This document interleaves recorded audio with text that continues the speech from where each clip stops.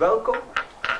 Nous sommes très contents de pouvoir accueillir parmi nous ce soir Jean Bricmont, un intellectuel engagé que vous connaissez tous, grâce entre autres à ses prises de position courageuses contre les guerres des États-Unis et de l'OTAN, contre la politique israélienne, et aussi bien sûr grâce à son livre magnifique Impérialisme humanitaire. M. Bricmont va d'abord répondre aux 3 questions que vous trouvez sur le petit papier que vous avez reçu, des questions sur lesquelles on s'était mis d'accord. Après cela, vous aurez l'occasion de poser vos autres questions et bien sûr de réagir à ce qui vient d'être dit. Je donne maintenant la parole à notre invité, Jean Bricmont. Ok, merci.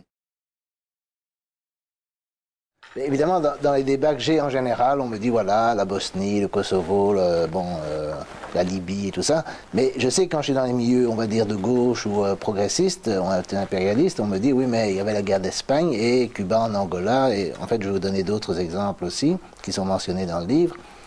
Alors, d'abord, premièrement, il faut comprendre ce que dit le droit international. Le droit international ne dit pas qu'un État ne peut pas avoir l'aide d'un autre État pour se défendre. Par exemple, quand les Français et les Anglais sont venus en Belgique au moment de l'invasion allemande, un peu tard, mais enfin, ça c'était la faute des Belges, ils n'ont pas violé le droit international ce faisant. Donc, dans le cas du Cuba et de l'Angola, Cuba n'intervenait pas pour lutter contre une guerre, même pas une guerre civile à l'intérieur de l'Angola, mais une attaque de la part de l'Afrique du Sud. Ça, je vois pas... Enfin, moi, je ne suis pas spécialiste du droit, mais je vois rien dans le droit international qui s'oppose au fait qu'ils viennent aider un pays qui est victime d'une agression. On peut poser la question, moi à l'époque j'étais pas très chaud pour cette politique, d'ailleurs je sais que le PTB l'était encore moins, mais je l'étais pas parce que je me demandais ce que ça ferait pour les Cubains de faire ça. C'est-à-dire, si vous avez un enfant, il va mourir en Angola, est-ce que vous êtes prêt à sacrifier vos enfants? Ça c'est compliqué, mais ça c'était une question interne à Cuba sur laquelle j'ai pas d'opinion tranchée. Mais certainement, je ne vois pas du point de vue du droit international. On me donne aussi toujours l'exemple de la guerre d'Espagne. Mais en Espagne, il y avait un gouvernement non seulement légal, on va dire légitime, puisqu'il était élu. Dans d'autres pays, bon, il n'y a pas nécessairement d'élection, mais je distingue légal et légitime. Légal, c'est le gouvernement qui contrôle effectivement le territoire, et légitime, bon, c'est une question d'appréciation, mais c'est vrai qu'on peut dire, voilà, gouvernements dictatoriaux, bon. Mais ils sont quand même légaux. Donc, si vous avez... En Espagne, il y avait un gouvernement légitime et légal qui faisait face à une insurrection, d'accord? Insurrection qui elle-même était aidée par des pays étrangers. Donc je ne vois pas, en plus le droit international tel qu'il a été établi après la guerre, après la Deuxième Guerre mondiale, n'existait pas à l'époque sous cette forme. Donc je ne vois absolument pas ce qui avait d'illégitime dans l'intervention des brigades internationales ou l'aide apportée à la République espagnole par l'Union soviétique, peut-être insuffisante, on peut discuter, mais enfin il y avait une aide. Et donc je ne vois rien là qui s'oppose à... Donc, bon. Mais je donne 2 autres exemples où là il y a une violation du droit international plus caractérisée, et où on peut dire que l'intervention était défendable. Je crois que je les mentionne dans le livre, c'est des exemples que Chomsky donne souvent. Le premier, c'est l'intervention du Vietnam au Cambodge en 79. Donc, rappelez l'histoire, je ne sais pas si vous connaissez tous l'histoire, mais donc la guerre du Vietnam, la partie américaine de la guerre se termine en 75 avec le retrait des Américains et l'effondrement des gouvernements qu'ils avaient installés au Laos, au Cambodge et au Vietnam. Au Sud-Vietnam, donc le Viet Cong et le Nord-Vietnam prennent le pouvoir. Au Cambodge, c'est les Khmers rouges qui prennent le pouvoir, qui sont officiellement un parti communiste, si on veut. Il était très peu, en fait, moi je me rappelle de cette époque, c'était des gens qui étaient très peu connus. On connaissait les Vietnamiens, ou on croyait connaître les Vietnamiens, mais on ne connaissait pas du tout le Viet Cong, le Khmer rouge. Et donc ils étaient dirigés par Pol Pot, Khieu Sampan, qui est en procès dans la justice internationale aujourd'hui, etc. Et il y a eu là, il y a eu d'abord... Bon, ils étaient dans une situation très compliquée parce que Phnom Penh était alimenté par l'aide américaine qui s'est arrêtée. Ils ont vidé Phnom Penh où il y avait des centaines de milliers de réfugiés des campagnes qui étaient venus. Ils ont renvoyé tout le monde dans les campagnes. Mais le régime a été très brutal. Il y a eu des morts qu'on évalue à des centaines de milliers, entre centaines de millions et plusieurs millions. Mais toujours est-il que ce gouvernement a été renversé en 79 par une intervention vietnamienne qui prétextait, comme toujours dans les interventions, des incidents de frontières. Mais, mettons que le prétexte n'était pas bon, l'intervention a eu au moins l'avantage de mettre fin au régime des Khmers rouges et d'avoir un régime un peu moins brutal au Cambodge, je pense, enfin. Je sais qu'à l'époque, sur la base du droit international, moi j'étais pas très chaud, enfin j'étais pas très opposé, mais j'étais pas très chaud, mais c'est vrai que là on pourrait dire voilà, il y a une violation du droit international qui quand même a eu des effets positifs, bon. Et l'autre évidemment c'est l'intervention de l'Inde au Bangladesh, parce que lors de la création de l'Inde moderne, à la fin de la colonisation, on a créé le Pakistan, mais le Pakistan était fait de deux parties, le Pakistan occidental qui est le Pakistan actuel, le Pakistan oriental qui est le Bangladesh, qui n'était pas indépendant, c'était le même pays, mais c'était séparé par l'Inde, si vous voyez la géographie, l'un à l'est et l'autre à l'ouest. Et le Bangladesh s'est battu pour son indépendance, le Pakistan a envoyé des troupes, il y a eu des massacres horribles, les Indiens sont intervenus, ce qui a rendu le Bangladesh indépendant, mais de nouveau, je suppose que du point de vue du droit international, c'était très discutable. Donc, si vous voulez, le problème n'est pas qu'il faut s'opposer à toutes les interventions, mais laissez-moi donner une analogie avec le droit interne. Supposons que quelqu'un était, à l'époque de la tragédie de Julie et Mélissa avec Dutroux, etc., dans la maison de Dutroux, et tuer Dutroux et libérer Julie et Mélissa. Tout le monde applaudirait. Mais est-ce que ça veut dire qu'il faut faire une nouvelle règle comme quoi, quand vous avez de bonnes intentions, vous pouvez aller dans la maison de quelqu'un et le tuer? Non, évidemment.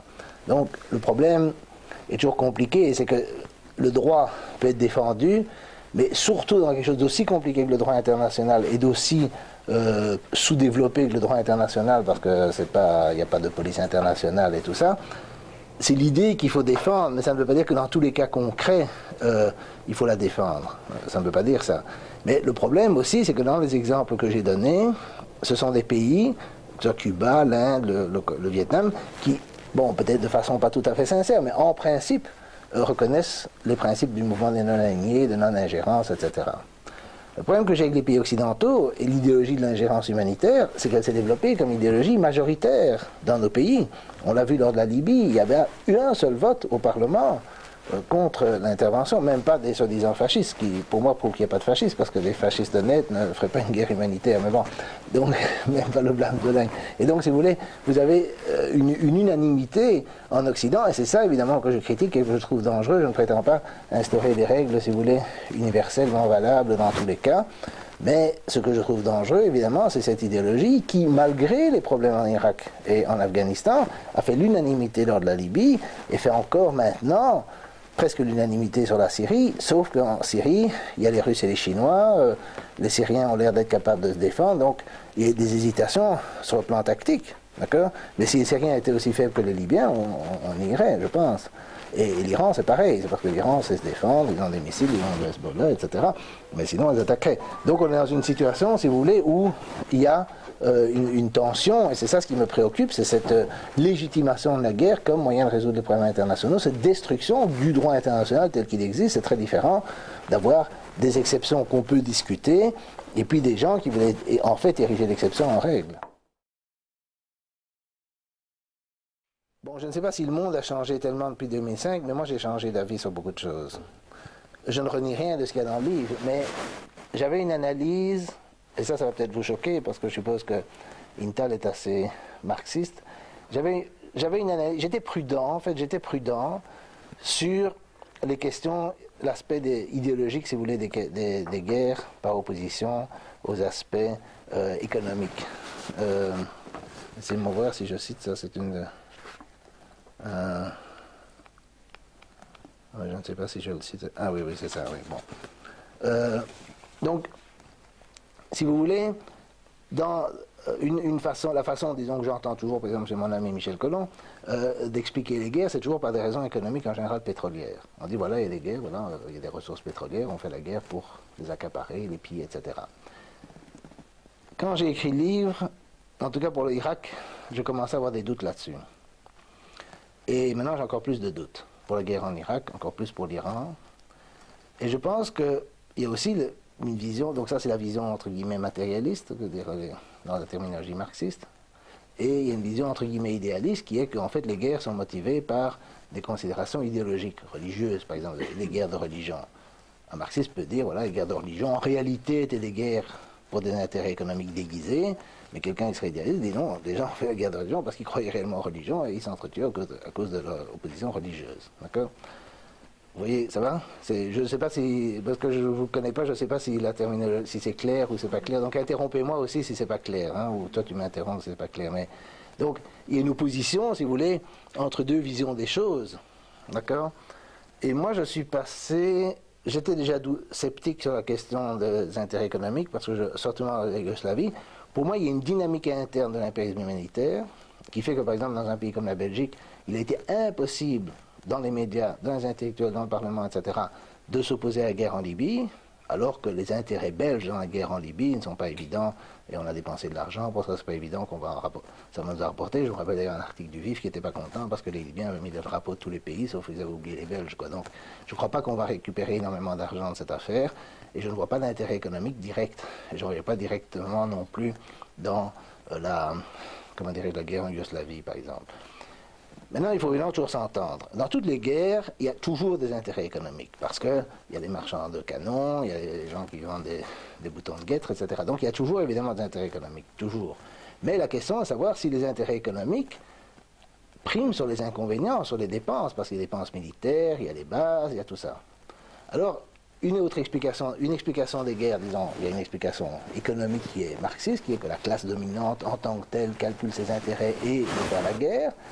Qui est un peu la théorie aussi, ou la théorie du conflit de l'impérialisme, qu'il y a dans le livre de Lénine, etc., si vous voulez, l'impérialisme, le stade suprême, etc. Mais vous avez aussi la vue qu'il y a des groupes bien déterminés qui poussent à la guerre pour leurs intérêts particuliers ou pour leurs perspectives idéologiques particulières, par exemple des religieux ou des idéologues, etc. Et aussi des groupes, des intérêts économiques, le lobby militaro-industriel, par exemple, aux États-Unis. Mais évidemment, le lobby militaro-industriel, on va me dire, il répond à des intérêts économiques, ça c'est vrai, mais ce n'est pas nécessairement les intérêts de la classe bourgeoise, si on veut faire une analyse marxiste, là j'ai rien contre cette analyse-là, en général, de la société en son ensemble, parce que Walmart, General Motors, General Electric, etc., n'ont pas nécessairement les intérêts du complexe militaro-industriel de Lockheed Martin, etc. C'est un peu compliqué. Et il y a des voix quand même aux États-Unis qui analysent, si vous voulez, un excellent site anti-guerre que je vous conseille, c'est antiwar.com, qui est un site libertarien, donc ce sont des gens nominalement de droite au point de vue économique, si vous voulez, ils ne sont pas du tout anticapitalistes, ils sont pro-capitalistes, ils sont ultra-libéraux, mais ils sont ultra-intervention. Et comme je l'ai dit depuis des années, ça m'a fait beaucoup réfléchir aussi, parce qu'eux, ils disent tout le temps, ces guerres nous coûtent une fortune et c'est très mauvais pour les États-Unis, c'est très mauvais pour le pays, c'est mauvais pour la Constitution. Ou Ron Paul, si vous connaissez Ron Paul aux États-Unis, c'est le principal opposant des guerres, mais il n'est sûrement pas anticapitaliste, hein, ça, il est ultra-capitaliste, mais il estime, il est ultra pro-marché libre, mais encore maintenant, j'ai une déclaration tout à fait remarquable de Ron Paul qui a lu au Congrès hier, pour s'opposer à une résolution maintenant qui est vraiment un truc à tomber par terre, qui s'appelle, je vais le dire quand même en anglais, United States Israel Enhanced Security Cooperation Act. Donc ils proposent maintenant un acte, qui est en fait un acte pratiquement de déclaration de guerre à l'Iran, où ils disent qu'il faut aider Israël à préserver sa supériorité militaire qualitative au Moyen-Orient, et ils réaffirment l'engagement constant des États-Unis pour la sécurité d'Israël comme État juif. Donc ça c'est très fort, parce que les États-Unis ne sont peut-être pas un modèle de laïcité pour moi, mais c'est pas non plus un État en principe chrétien s'il est quelque chose, mais c'est assez extraordinaire parce que vous ne pourrez pas définir par exemple les États-Unis comme un pays chrétien, même s'il y a 80% ou 90% des gens qui sont chrétiens là. Donc vous ne pourrez pas le définir comme chrétien, mais Israël on peut le définir comme État juif et dire que la sécurité de cet État est essentielle. Et donc la critique qu'il fait, c'est il dit évidemment, c'est de nouveau un truc qui marche pour les interventionnistes et le complexe militaro-industriel. Et donc moi j'ai tendance à penser que la dynamique de l'impérialisme humanitaire, qui est un mélange entre évidemment le complexe militaro-industriel, la dynamique de l'impérialisme humanitaire et, ça on va arriver au point délicat, le sionisme, qui n'est pas tout à fait la même chose que l'impérialisme humanitaire, mais qui pousse dans la même direction. Et qui, évidemment, ça nous amène à la sécurité d'Israël, c'est qu'il nous amène toujours à pousser, si vous voulez, au Moyen-Orient particulièrement, à des guerres contre les ennemis présumés ou les ennemis d'Israël. Mais évidemment, au Moyen-Orient, ils ont beaucoup d'ennemis. Donc, évidemment, Saddam, maintenant il y a Assad, il y a l'Iran, il y avait Kadhafi. Il ne faut pas oublier que Kadhafi, il a fait des déclarations très très fortes sur Israël, qu'on aime ou pas Kadhafi, c'est autre chose. Mais enfin, moi j'ai vécu aux États-Unis, je peux vous assurer que dans les milieux sionistes, ils n'aimaient pas beaucoup des dirigeants qui parlaient de la solution à un État, du droit au retour, tout ça, surtout pas très populaires, ça on peut pas dire. Et donc, il les détestait au-delà de toute raison. Et donc, pour moi, la dynamique psychologique, si vous voulez, les facteurs psychologiques dans les guerres ne peuvent pas être ignorés. Et donc, je ne veux pas réduire ça. Et donc, je vais quand même vous lire, parce que je trouve que cette phrase de Russell, donc c'est un livre que je vous recommande, d'ailleurs, ça s'appelle La pratique et la théorie du bolchevisme. J'aimerais bien qu'on le réédite en français, mais je l'ai en français, si vous voulez, il est sur le web et il existe en anglais, il est réédité régulièrement en anglais, de Bertrand Russell, qui est un livre tout à fait remarquable qu'il a écrit à la fin de la Première Guerre mondiale. Il avait été opposé à la guerre, et quand il y a eu la Révolution d'octobre, tout le monde autour de lui était très enthousiaste de la Révolution d'octobre, puisque ça sabotait l'effort de guerre qu'ils avaient essayé d'arrêter pendant des années. Il a été en 1920 dans une délégation du Parti travailliste anglais en Union soviétique. Il a rencontré Lénine, Trotsky, après il était en Chine, il a vu Mao, etc. Il raconte tout ça, c'est très intéressant. Et dans son livre, il raconte la théorie de la pratique du bolchevisme, c'est vraiment un livre qui, pour moi, est nuancé sur l'Union soviétique, mais qui dit pratiquement tout ce qu'il y a à dire en 1920 et tout ce que BHL et tous les autres ont dit 50 ans plus tard, ou 70 ans plus tard, ou 60 ans plus tard, exagéré. Et c'est avant Staline, c'est avant tout ce que vous voulez, tout ce qu'on dit sur l'Union soviétique et Staline, etc.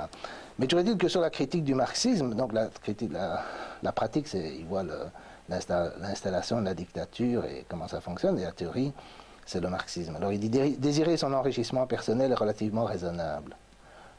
C'est raisonnable de vouloir avoir de l'argent, si vous voulez. Pour Marx, qui avait hérité des économistes britanniques orthodoxes, la psychologie rationaliste du XVIIIe siècle. Donc il veut dire psychologie qui veut que l'être humain soit inspiré par la recherche de son intérêt, comme chez Adam Smith. L'auto-enrichissement semble être le but naturel des actions politiques de l'homme. Mais la psychologie moderne a plongé bien plus profondément dans l'océan de folie sur lequel flotte incertaine la fragile barque de la raison humaine. L'optimisme intellectuel d'un âge passé n'est plus possible pour celui qui étudie actuellement la nature humaine. Il écrit ça à la sortie de la guerre. Et il avait vu tant de gens, par exemple, se battre, s'engager volontairement. Quand la guerre a éclaté, par exemple, tous les jeunes Anglais chantaient la Marseillaise avec des drapeaux, etc. Il y avait un enthousiasme dont on ne peut pas attribuer à des causes purement économiques. Il dit cet optimisme persiste dans le marxisme, faisant en sorte que les marxistes sont rigides. Lorsqu'ils traitent de la vie de l'instinct, la conception matérialiste de l'histoire est un exemple typique de cette rigidité. Donc ça, je pense que c'est quelque chose qu'il faut méditer, sur lequel on reviendra peut-être après. Et donc moi, j'attache, si vous voulez, dans la question du Moyen-Orient, les facteurs idéologiques, comme je dis en particulier le sionisme. Alors on peut dire évidemment c'est l'intérêt économique d'Israël, mais ça se discute, parce que de nouveau, l'occupation des territoires, par exemple, c'est pas un grand intérêt économique. Évidemment, il y a des intérêts économiques, il y a des intérêts des colons, mais ça coûte combien à l'État? Il faut toujours faire... Si vous allez chez le boucher, vous achetez de la viande, vous sortez, vous dites voilà, j'ai de la viande, oui, mais vous avez dépensé de l'argent. Si vous comptez que les bénéfices et vous pas comptez les coûts, si vous prenez par exemple l'impérialisme américain, il y a 700 ou 800 bases dans le monde, ça coûte une fortune aux contribuables américains, y compris aux capitalistes américains qui ne sont pas liés directement au complexe militaire-industriel. C'est des emprunts qu'ils font à la Chine, c'est des dettes qu'ils accumulent, etc. Il y a des tas de gens dans la bourgeoisie, si vous voulez, américaine, qui s'inquiètent de ça. Vous dites, mais qu'est-ce qu'on fait, pourquoi est-ce qu'on dépense, dont Ron Paul, mais pas seulement lui, qui s'inquiètent de ça, qui ne sont pas du tout des petits gauchistes comme nous et qui veulent limiter cette dilapidation d'argent. Et évidemment, les 3 milliards qu'on donne chaque année, free of charge, à notre cher allié au Moyen-Orient, qui est Israël, qui n'est pas leur allié, qui ne fait rien pour eux, qui les traîne dans la boue pratiquement, parce qu'il leur dit voilà, maintenant vous allez attaquer l'Iran, vous allez prendre des mesures, vous allez prendre des sanctions, ça ne rime à rien. L'Iran, dans le cas de l'Irak, on peut encore me dire que, bon, ils ont été pour piller le pétrole, mais il ne faut pas oublier que maintenant les compagnies chinoises extraient du pétrole d'Irak. D'accord? Mais les Chinois, ils n'ont pas dépensé un radis, hein? Rien. Et ils vont quand même en Irak piller le pétrole, si vous voulez, les Américains aussi, mais finalement il y a un marché, contrairement à ce que je croyais, à l'époque je croyais qu'ils allaient mettre la main sur le pétrole, mais en fait ils ne l'ont pas fait. Ils n'ont peut-être pas fait parce qu'ils ne pouvaient pas. Mais il faut aussi se rendre compte que beaucoup de milieux liés aux compagnies pétrolières américaines étaient contre cette guerre. Et ça c'est un truc qui m'a fait réfléchir, parce que Petras, par exemple, qui est un marxiste tout à fait orthodoxe, a écrit des tas de choses là-dessus. Il m'a dit quand il est venu en Belgique, il m'a dit qu'il avait examiné tout toute la littérature sur des compagnies pétrolières, etc., et qu'il n'y en a aucune qui était pour la guerre. Et ça fait réfléchir. Baker, qui était un type très lié à l'industrie du pétrole, était contre la guerre. Bush père aussi. Donc, on se rend compte que c'est un peu simple de croire que la guerre était seulement motivée par les intérêts pétroliers. Par contre, et pour l'Iran, personne ne pense même occuper l'Iran. Donc personne ne pense, entre guillemets, piller le pétrole de l'Iran, on veut seulement détruire leurs installations nucléaires. Et qui veut le faire le plus? Ben, c'est Israël et ses alliés. Et puis évidemment, un certain nombre de gens disent oui, la statue des femmes, des homosexuels, etc. Bon, on mélange un peu tout le bazar, mais je veux dire, on fait de l'agitation contre l'Iran, mais c'est purement, comme je dis, en fin de compte idéologique, si on veut bien admettre le fanatisme israélien comme une espèce de religion. Bon. Moi, j'ai pas d'analyse, comment dirais-je. D'abord, je suis pas arabe, j'ai jamais vécu là, je connais pas la langue. Alors, la première chose que je voudrais dire, c'est que moi, je ne veux pas, et je le dirai encore à Manifesta, parce que je vais venir à Manifesta, que moi, je ne parle pas du printemps arabe parce que je ne connais rien. D'accord? Je suis assez irrité par tous les gens d'Occident qui en parlent et qui ne connaissent pas plus l'arabe que moi, qui n'ont pas plus vécu là que moi, etc. Bon. Donc, c'est un peu irritant. Moi, j'essaye de comprendre ce qui se passe là où je suis, disons, là où je suis, ça veut dire en Europe et aux États-Unis, puisque je connais l'anglais, je regarde quand même souvent ce qui se passe aux États-Unis. Bon. Et donc, j'ai vécu là. Et donc, bon. Et je suis venu ici, d'ailleurs, c'était intéressant de l'avoir ici, écouter Samir Amin. Samir Amin, je trouve qu'il a une très mauvaise compréhension, par exemple, justement, de ces subtilités aux États-Unis, des conflits entre sionistes, non-sionistes, etc. Et entre intérêts capitalistes et militaristes, etc. Parce qu'il voit les États-Unis comme un bloc. Une vision très, en fait, française des États-Unis, communiste française assez classique et assez en bloc. Mais bon, sur le printemps arabe, là, il connaît mieux, il vit en Égypte, il connaît l'arabe et tout ça. Bon. Mais moi, mon impression, et là je la partage avec lui, c'est qu'ils n'ont pas prévu vraiment le printemps arabe. Je ne vois pas le printemps arabe, enfin en Égypte et en Tunisie, comme une un truc qui a été manipulé par les États-Unis. Moi, je ne le pense pas, parce qu'ils ont trop soutenu les dictateurs locaux jusqu'à la dernière minute. Et c'est vraiment quand c'est devenu impossible, ils ont laissé tomber, ils ont dit « Ah, on n'est pas la démocratie, nos valeurs, etc. » C'est un ridicule complet, mais bon. Et donc, ils ont... Alors, évidemment... Mais évidemment, quand le printemps s'est étendu, ou alors éventuellement... De nouveau, il faut aussi se rendre compte aussi que les services de sécurité, l'armée américaine, etc., les ONG qui financent, c'est un truc gigantesque. Donc il n'y a rien de contradictoire à dire que la main droite fait une chose, la main gauche fait une autre. La CIA fait quelque chose, le département d'État ou le Pentagone fait autre chose. C'est pas contradictoire de dire qu'ils ont financé des ONG, qu'elles-mêmes ont financé des organisations qui ont poussé à la révolution, mais que le Pentagone n'était pas préparé, etc. Il y a toujours, quand il y a eu la guerre en Libye, par exemple, le type, j'oublie son nom à l'instant, mais qui dirigeait le département d'État, a dit qu'il fallait être fou pour intervenir en Asie ou en Afrique. Et après, il a été remplacé, j'oublie son nom maintenant, mais un type qui était à la tête du département d'État au moment de la guerre en Libye. Donc, de nouveau, il faut comprendre toutes les complexités, toutes les différences qu'il peut y avoir entre les gens. Mais pour revenir au printemps arabe, je pense qu'évidemment, quand le printemps s'est étendu à des ennemis officiels des États-Unis et d'Israël, c'est-à-dire la Libye et la Syrie, évidemment, là, c'est toujours la même histoire, ils prennent la position exactement opposée. Et donc, quand c'était leurs alliés, ils ont changé d'avis à la dernière minute, en essayant de contenir la révolution, en essayant... Alors, quelles sont les tractations qu'il y a entre eux, les frères musulmans, ou le Ennahda en Tunisie, ça, j'en sais rien, mais je suppose qu'ils essayent de... En gros, je pense que leur politique a toujours été, bon, il y a des gens qui ne sont pas d'accord avec moi là-dessus, mais je pense que leur politique, c'est que la religion, c'est très bien tant que ça n'interfère pas avec le business, la stratégie géopolitique, etc. Donc quand la religion, c'est le Hamas et le Hezbollah, c'est pas bien. Quand c'est les talibans, c'est pas bien. Quand c'est les ancêtres des talibans qui luttaient contre les soviétiques, c'est bien, etc. En gros.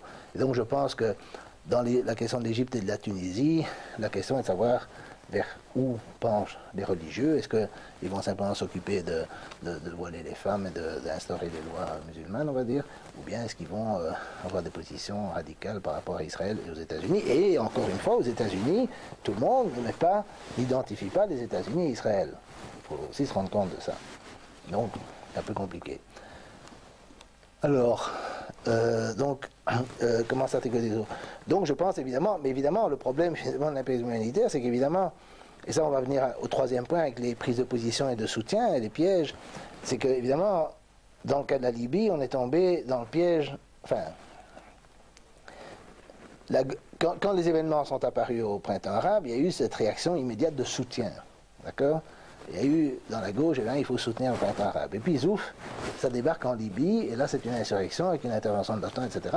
Comme toute la rhétorique du soutien s'était mise en route, ben, évidemment, les gens qui s'étaient mis dans la rhétorique du soutien se sentaient obligés de soutenir l'intervention. C'est pour ça que presque toute la gauche, enfin, certainement les trotskistes, le LCR, en France, vraiment, je vais surtout des exemples français, parce que je suis assez d'accord avec le PTB en général, mais en France, il n'y a pas de PTB, et pour toutes sortes de raisons, je suis souvent en France, et je suis souvent en contact avec des Français, et donc j'ai vu la LCR, j'ai vu le monde diplomatique, enfin, toutes ces positions, pour le moins, laissaient à désirer. Donc, la SCR, c'était vraiment aller à fond. Je n'ai pas amené, mais j'avais un tract, par exemple, d'une manifestation à Toulouse, en février-mars de l'année passée, qui appelait à faire quelque chose pour la Libye et qui accusait Sarkozy, et ça c'est le nouveau l'analyse marxiste, qui accusait Sarkozy de ne rien faire à cause des intérêts pétroliers de la France. Alors après, quand le CNT promet 35% du pétrole à la France, évidemment, ils ont l'air malins. Moi, je ne suis pas d'accord avec cette analyse, entre guillemets, matérialiste de tout ramener au pétrole. Mais évidemment, les types qui appellent l'intervention, qui disent vous ne faites rien à cause des intérêts pétroliers, puis après on voit que les intérêts pétroliers sont encore meilleurs avec le CNT, ils ont l'air cons.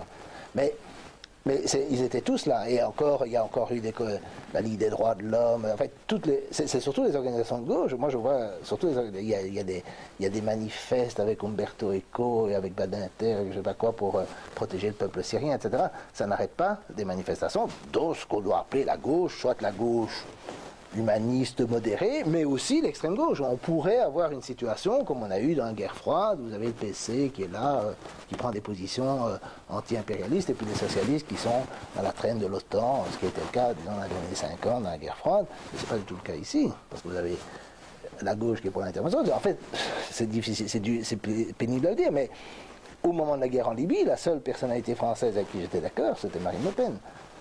Je suis désolé de le dire, mais c'est comme ça. Enfin, parce que je parle des personnalités, je ne parle pas d'individus. Il y a des tas d'individus avec qui j'étais d'accord, avec qui je suis d'accord sur d'autres choses. Mais c'est elle qui a pris une position la plus ferme, parce que Mélenchon n'a pas pris position. Il a dit non, il était pour l'intervention de l'OTAN, puis quand elle a changé de nature, il s'est un peu remis. Mais j'ai fait une analyse d'ailleurs, parce qu'on m'avait reproché d'aller un peu vite, alors j'ai fait une analyse qui est sur le site de Michel Collomb, j'ai repris tous les textes du PC, des Trotz, de tout ça, et bon, il n'y avait rien qui était non merci, quoi. Je veux dire, il y avait vraiment il n'y avait rien qui était très clair. Il y a des gens au PCF qui ont eu d'assez bonnes positions, on va dire, d'accord? Mais c'est tout. Et maintenant, sur la Syrie, Mélenchon a l'air de prendre... Donc je pense que la campagne Mélenchon a recadrer un petit peu les choses. On me reproche d'être trop critique de lui, mais c'est parce que je trouve que, si vous voulez, c'est une considération assez générale, mais je trouve que le discours de la gauche en France, mais aussi en Belgique un petit peu, en dehors du PTB, ça a été l'extrême gauche aussi, ça a été ce qu'on appelle la gauche bobo, c'est-à-dire ça a été la gauche 68arde qui, à partir de Mitterrand, s'est institutionnalisée dans l'appareil d'État, dans les médias, etc., et qui a dominé le discours, et dont la politique étrangère est dominée par ce que j'appelle l'impérialisme humanitaire.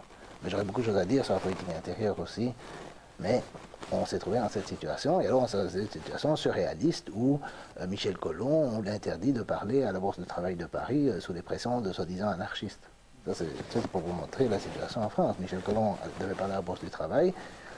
La Bourse du Travail, c'est une institution qui remonte au début du XXe siècle, et qui est géré par les syndicats, donc la CGT, etc. Il était invité par un groupe, en fait, de Marocains, enfin des gens, le groupe du 20 février, si je ne me trompe, quelque chose comme ça, et il devait parler là, et ils ont fait pression, la CNT, donc les descendants, soi-disant, des anarchistes espagnols, de la Confédération nationale du travail, qui est la CNT-FAI, c'était la Fédération anarchiste pendant la guerre d'Espagne, ont fait pression sur... donc c'est un petit groupe en fait, ils ont réussi à faire pression en disant oui, Michel Collomb, l'extrême droite, Kadhafi, soutien au dictateur, etc. Le type s'est retrouvé sur le trottoir, il y a une vidéo où vous voyez pauvre Michel qui est sur le trottoir, il ne peut pas rentrer. Même aussi, on a eu ce problème sur la Syrie, on a eu des problèmes de salles annulées, etc. Et presque toujours sous la pression de... Donc c'est pour vous donner un peu le degré le degré où on a une extrême gauche qui est encore pire que la gauche, et la gauche est encore pire que la droite, et sûrement que l'extrême droite. C'est tout à fait bizarre. Donc pour revenir à la... Bon, je vais essayer de me refocaliser un peu. Excusez-moi si je fais des digressions. Donc moi, je dirais après... Alors, prise de position et de soutien. Alors, je ne sais pas, il y a un passage dans le bouquin, je ne sais pas si vous l'avez remarqué, qui s'appelle La rhétorique du soutien. La rhétorique du soutien.